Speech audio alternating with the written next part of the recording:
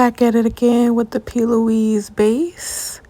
That's really all I use, the white or the black one, just like I say in all of my videos. No cap, but I really like the way that this makeup look turned out versus some of the ones that I've done in the past week. I feel like I need to really do something different or be more serious about this makeup game, you know what I'm saying?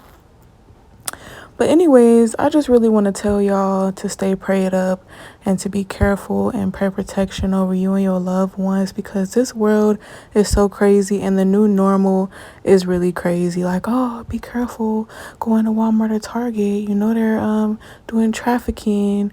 Like, please be careful, y'all. At the gas pumps, everywhere y'all go, be aware, be mindful, keep some type of protection on you, some type of weapon, a taser, or whatever is legal where you live.